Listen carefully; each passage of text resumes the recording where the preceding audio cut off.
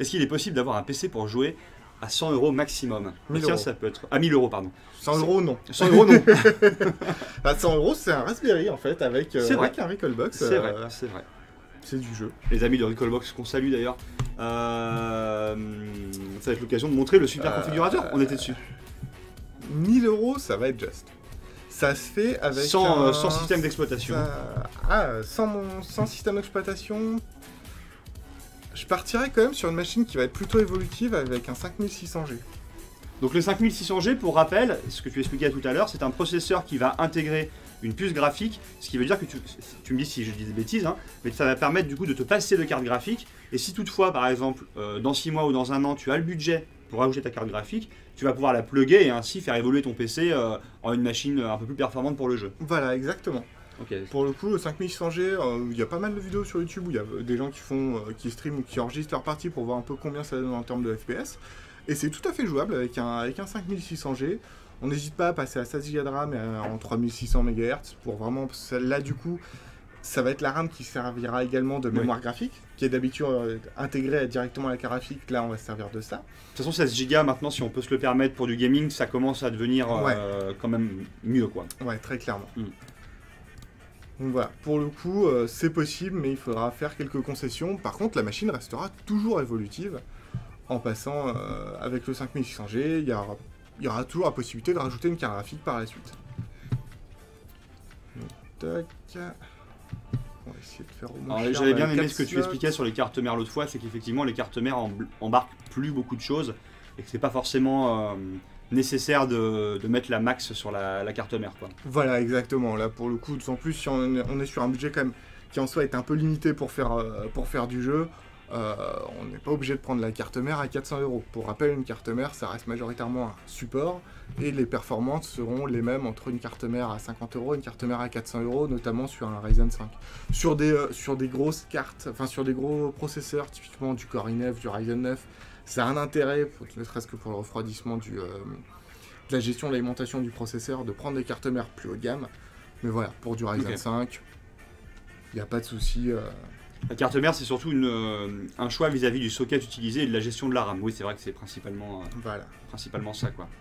On va pouvoir se faire plaisir avec un petit SSD en 1 Tera. Il y a une question sur TikTok, on arrive, on termine ça et on s'occupe de vous.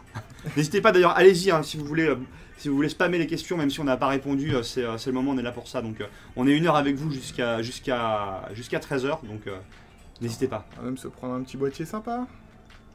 Allez.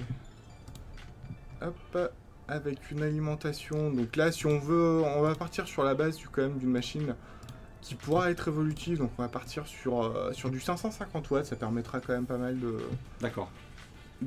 Pour le choix du graphique pour le futur.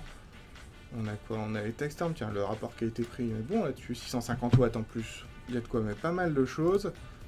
Avec le montage. Avec le montage on en est plus. Même à 120 €, tu vois. On peut même peut-être passer sur un. La carte graphique, ça va peut-être être juste. Ou alors en passant sur une 3050. Salut à l'équipe de LDLC Reims. Salut à vous, j'espère que vous allez bien. Salut à tous. D'ailleurs, tu montrais le boîtier, tu vois, et tu disais un petit boîtier sympa. Et j'en profite pour demander à ceux qui sont sur le chat. On a déjà eu ce débat avec toi sur le RGB ou pas, mais aussi sur la fenêtre des boîtiers. Est-ce que pour vous, avoir une fenêtre sur un boîtier, c'est quelque chose qui est vraiment un plus, ou est-ce que c'est quelque chose qui pour vous n'a aucune espèce d'importance? Si vous avez des retours à faire sur cette question-là. Toi, par exemple, une fenêtre, tu avais dit l'autre fois, il me semble que c'est sous ton bureau. Oui, voilà. Il y en a, c'est bien, il y en a pas, c'est...